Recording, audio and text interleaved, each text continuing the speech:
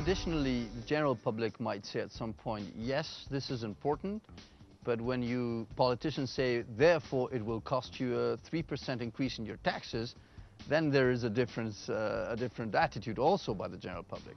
Food prices are going to double. Energy prices are going to go up 5 times.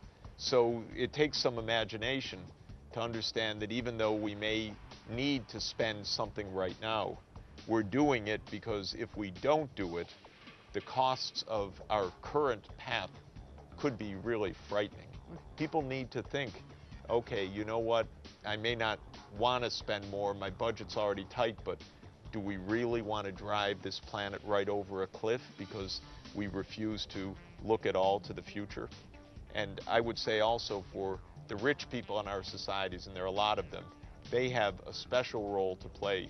Come on, we got 1,000 billionaires on the world, worth more than $3 trillion in net wealth. They got to do something also. We need social responsibility of our economic and financial leadership as well.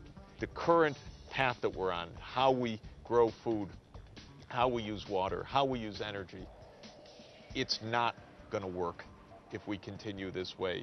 And we will end up in terrible crisis if we just close our eyes and say, I don't want to hear about any of these things. You talk about the current path for food production and water supply. What is this current path and what correction do we need to do? We see that with climate shocks, places that produce the world's food are having a harder and harder time doing it. So that's number one, why we have to head off the climate change part simply for the food production. I see the Another part about the food supply is that there are parts of the world, Africa is one of them, where the food production is so low that we have to take special action to help grow more food there, or else there will be just even as a worse emergency than there is right now. So what's happened globally is that the poor have been left to fend for themselves.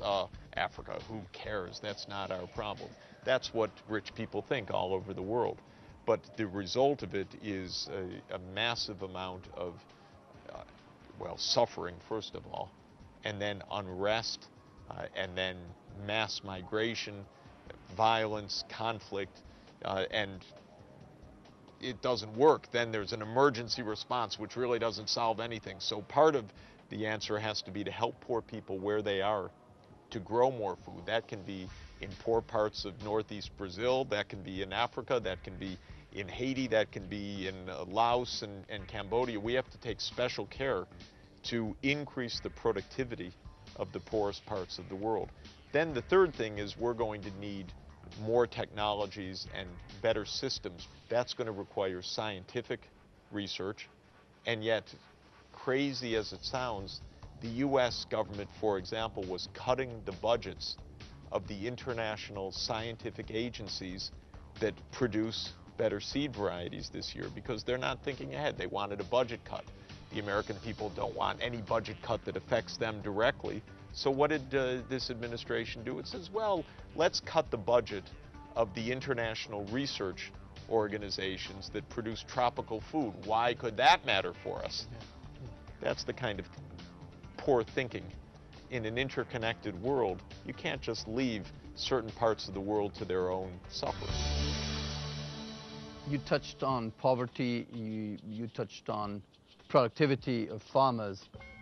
Why isn't the market economy working to give the farmers in Africa, for example, better seeds? I know they're using very old-fashioned seeds without the improvements of genetics that can allow them to multiply their results in the crops. The market fails for two reasons.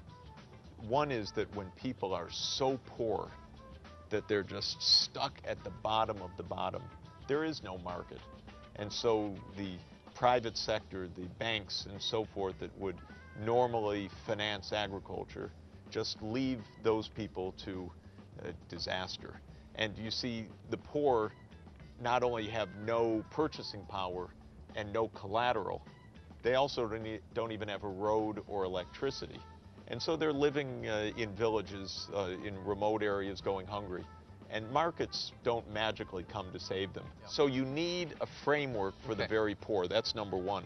Okay. Markets also are not so good by themselves at producing basic technologies, because a lot of scientific research, when it gets done, is for everybody's benefit.